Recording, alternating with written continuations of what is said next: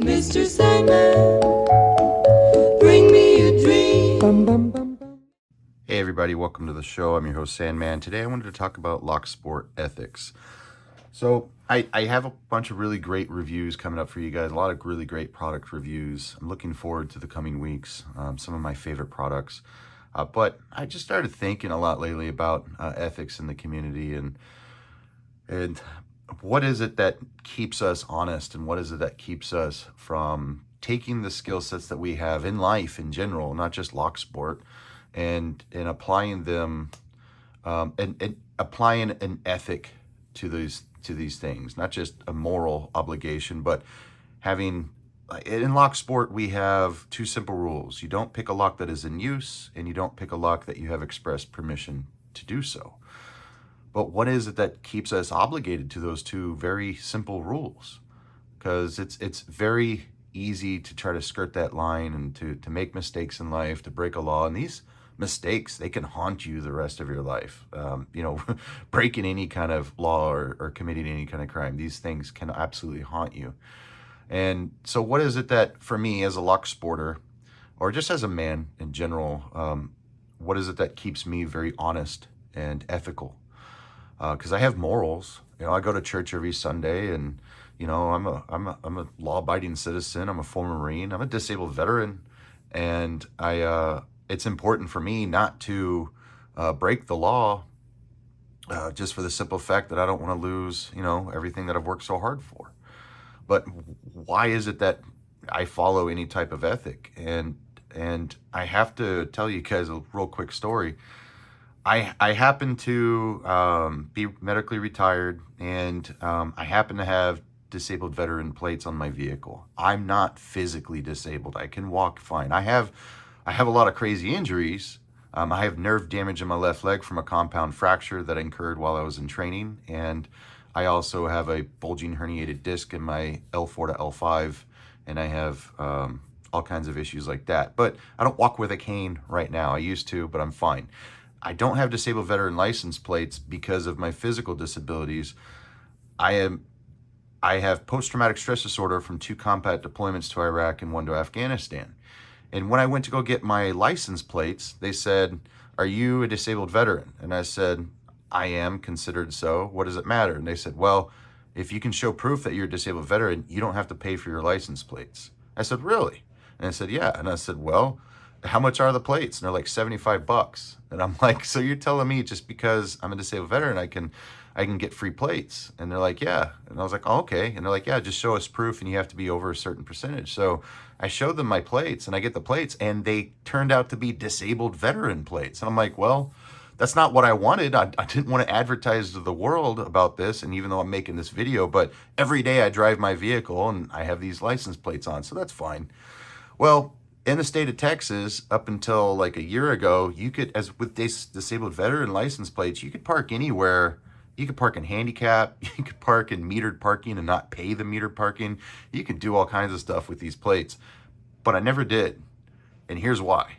I look up to this guy named Tim Kennedy, and Tim Kennedy is a Special Forces Ranger, sniper, UFC veteran, and like the guy is just the baddest of bad dudes. Like, he's awesome, but he's a very moral and ethical human being. He also lives here in Austin, Texas, and while I was training in Brazilian Jiu-Jitsu at a Gracie Humaita, I no longer train there anymore, but I when I picked up my blue belt, Hoyler Gracie was in attendance. I picked up my blue belt from a guy named Paulo Brandao, and Tim Kennedy was there. And Tim Kennedy took my white belt off of me and put my blue belt on me. And that was like one of the most proudest moments of my life, to like have somebody that I look up to, being, a combat veteran. I look up to Tim Kennedy, and he put my blue belt on me. I can't tell you that I trained under Tim Kennedy. I didn't train under Tim Kennedy. He was just in attendance there because he has a black belt under Paulo Brandao. But I trained with him several times in the room, as he taught classes and stuff like that. But I don't know the guy. I don't know him personally. But every time I go to the grocery store, because, my wife, she'd be like, "Hey, why don't you just grab a handicap parking space?" And I immediately think what would happen if I were to take this parking space and Tim Kennedy were to see me park here and be like, hey, bro, like, you can totally walk just fine. Why don't you save that space for somebody that really is handicapped or really is in a wheelchair? That's where my mind goes. Every time I go park my car, I go and I park at the farthest parking space possible. This is a fact. I honestly try to go park in the farthest parking space possible because I'm always wondering if Tim Kennedy's like gonna just randomly show up and just tell me like, dude, set a better example. Let people that need those, closer parking spaces, let a handicapped person park in a handicapped parking spot, like, just be a better veteran. Just because you have disabled veteran plates doesn't mean you have to use them.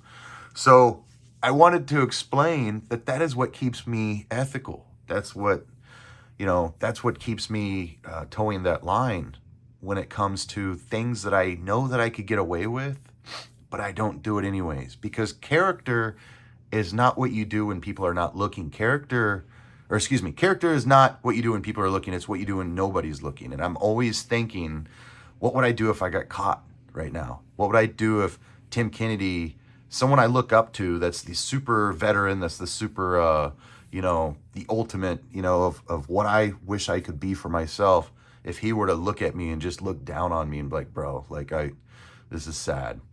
So that's what I do in other facets of my life. That's why these things are here in front of me. I wanted to show you guys, like, that's what kind of keeps me honest in a lot of things in my life. And when I'm in Locksport and I see the opportunity to pick a lock in the wild, or, pick a lock that maybe doesn't belong to me, either for challenge or for whatever. Maybe maybe my mind is going wild and I'm thinking, I could take this thing. I have other influences. Like, I think of my wife, I think of my dog, I think of my best friend. I have a best friend that would help me, anywhere in my life. If I had stolen something for $50, my best friend would have just said, dude, I would have given you 100 if you had just asked. So I believe it's important to have role models, because in life, especially in Locksport, just having 2 simple rules is not enough. It's not enough for me to just have a simple rule that says, don't pick a lock that's in use, and don't pick a lock that you don't have expressed permission to do so. Instead, I have people that I look up to that I don't want to let down. Like I said, my wife and my best friend, even my dog. I once almost got into a fight at a gas station while my wife was out of the country on vacation. And the only reason I didn't pop off on that guy was because I knew that I could go to jail and nobody would be at home to take care of my dog. My dog would have died. Like, there's no water, there's no food, it's a Chihuahua. So it just would have been bad. So, and I lived in an apartment at the time.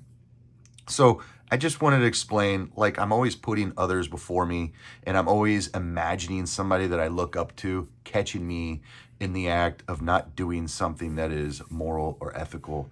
And that's why I have these things in my life. That's why I collect the Tim Kennedy autobiography that's signed, and his comic book and his action figure. And somebody could say, well, that's kind of dumb, but this is what keeps me on the level, my friends. Looking up to people, not just going to church is just not it's a lot for me to have faith and religion and know that Jesus is watching. But if Jesus forgives me for everything, then I could still kind of skirt that line, right? Now, I think getting caught in the act of doing something dumb is just far worse. So this is what keeps me on the level. I don't know what works for you guys. How do you guys keep from breaking the law? How do you guys keep from doing things that are not ethical? Let me know in the comments down below. I think it's important for us as Locksporters to not only just have rules to follow, but we should have people that we look up to and realize that we would be letting these people down if they caught us in the act of using our amazing skill sets. And Locksport is an amazing skill set, using these tools and, not using them correctly. Like, I'm a martial artist for 25 years, and I was a bouncer, and I was an amateur fighter. So I have all this training. What would my wife, or what would, people that I look up to say if they saw me hurting somebody? It really hurt. I don't know if this message hits you guys the same as it hits me, but I figured I'd talk about it, the ethics in Locksport. Let me know in the comments down below what keeps you guys ethical. I'll catch you guys next time. Mr. Sandman, bring us